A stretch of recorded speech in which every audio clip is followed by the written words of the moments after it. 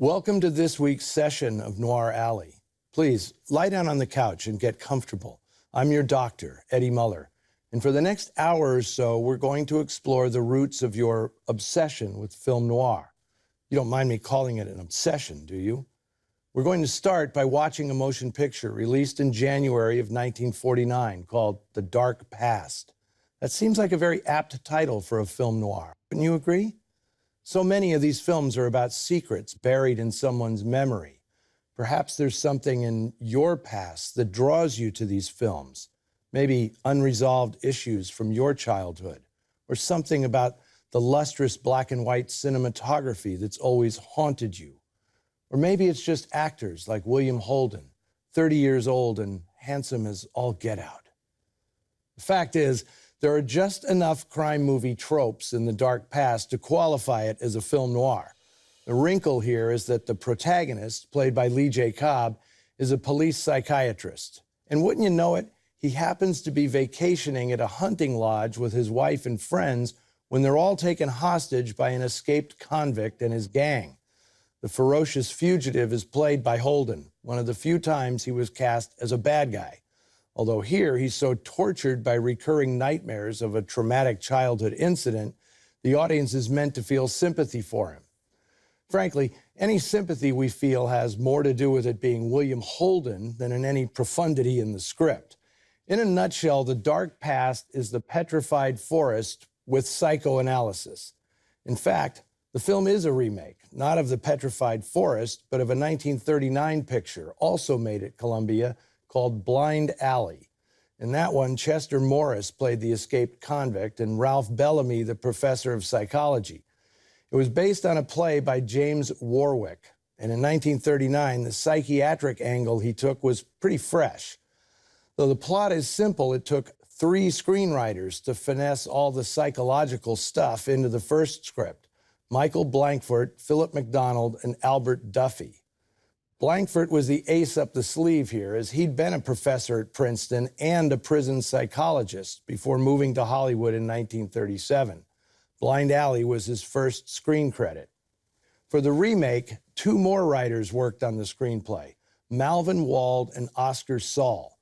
By the time they got involved, head shrinking was all the rage in Hollywood. For writers, directors, and performers, appointments with popular psychiatrists became as essential as reservations at Chasen's or the Brown Derby. So it's curious to note that in noir, where paranoia was a constant, psychiatrists were most often presented as villains. Characters like Leo G. Carroll in Spellbound, Helen Walker in Nightmare Alley, Vincent Price in Shock, and Jose Ferrer in Whirlpool. Charlatans who used the power of the mind to dupe their clients. More rare were decent psychiatrists like Audrey Totter in High Wall and Lou Ayres in The Dark Mirror. Of course, in Hollywood, those good doctors had a habit of falling in love with their patients, a different kind of ethical breach, one A-OK by Hollywood standards. Well, no chance for romance in today's film, however. In fact, stories from the set suggest the antagonism between Dr. Lee J. Cobb and patient William Holden was real, despite their being longtime colleagues. The actors had played father and son in Holden's breakout picture, 1939's Golden Boy, despite Cobb being only 7 years older. In the role of Dr. Andrew Collins, Cobb displays a calm, needling arrogance, which he kept jabbing Holden with even when the cameras weren't rolling. Co-star Nina Foch recalled having to act as a buffer between them. Of course, the added tension was good for what's essentially a filmed stage play. If you're confined to a single set, you have to make the most of it, and this film does. Art director Carrie Odell and set decorator Frank Tuttle created a rustic split-level cabin that gives director Rudolph Matte and cinematographer Joseph Walker lots of opportunities for dramatic angles to heighten the psychodrama. They also liven things up with some subjective camera techniques and a startling dream sequence clearly conceived by a couple of cinematographers.